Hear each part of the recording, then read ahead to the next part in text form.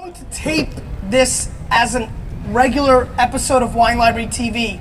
How many of you have seen an episode of Wine Library TV? Raise your hand. Okay, thank you. And for the other half of you, please don't be scared. It's going to be okay. And so we'll tape through this, and then when we're done with that, I'll come around and we'll do some Q&A. We'll talk about these wines if you'd like, and we'll talk about any other wine questions, as long as you're still sitting here and haven't melted away. The water's good. I'm ready. Ready? Yep.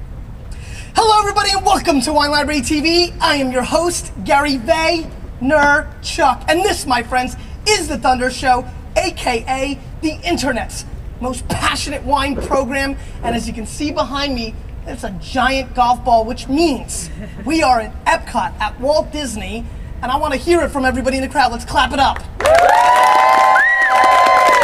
So my crowd, so you know that's going to get me a little bit more jazzed. I'm here for the Epcot International Food and Wine Festival, which is an amazing event. This is my second year here. I'm thrilled. I'm in a good mood because the Jets are 2-0, so I'm in a better mood than normal this time of year. And I'm very excited because we're going to be focusing on Portuguese wines. Now, we are all melting here, so it became very clear to me that we should have done white wines instead of red wines, but we're going to have to roll with what we've got. And they are spectacular red wines. Anybody in the Vayner Nation or who watches the Thunder Show knows my opinion on Portuguese red wines. Let me get a little vote out here. How many of you out there have had Portuguese wine in the last year? Raise your hand.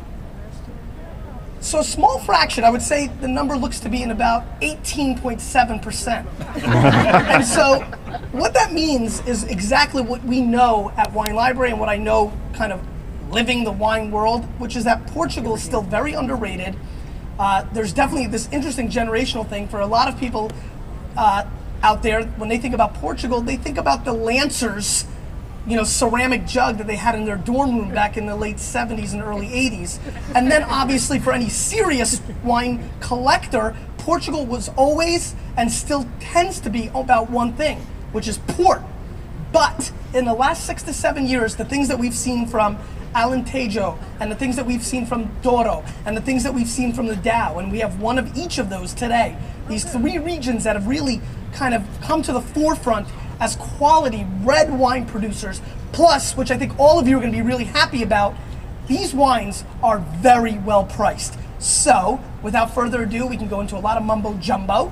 Let's get into the first wine, and that is the Cabriz 2006 Dow Red.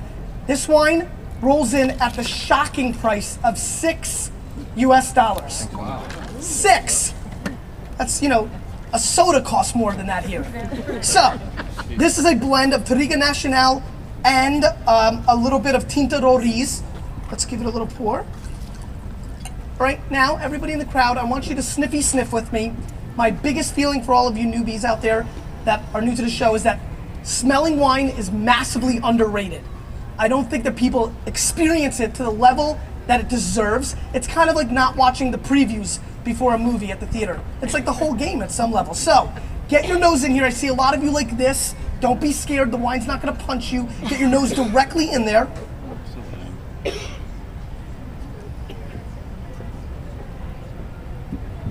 The first thing I'm really coming across with is almost this imaginary product, which would be like a clone or mutation of sour cherries meets radishes. So I get this really unique sour cherry nose. That's a very scary sound. Sorry. Sour cherries meets radishes. There's also a hint of floral action. Let's give it a whirl.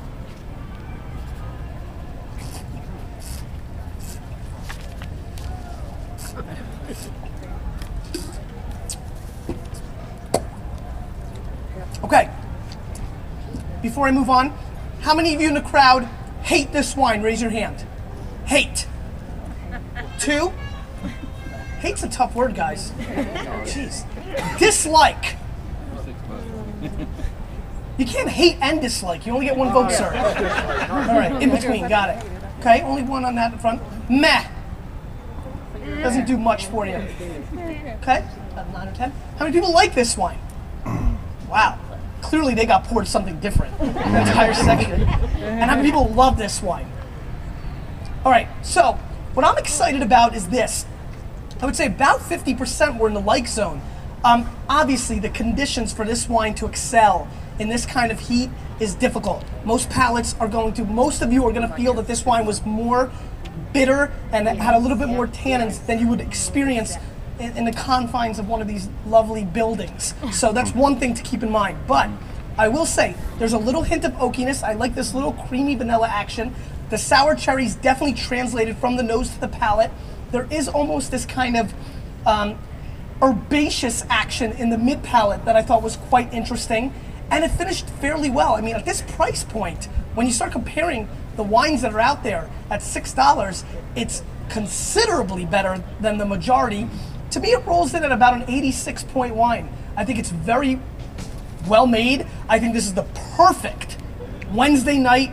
The kids are pissing you off and you want to watch your favorite TV show and you set the TiVo and you pour this. At this price point, it's not hurting the wallet and it's delivering a solid quality. I'm actually quite surprised. I was very worried about these weather conditions affecting it, but it's showing pretty well, and it's a good start to the show. Let's move on.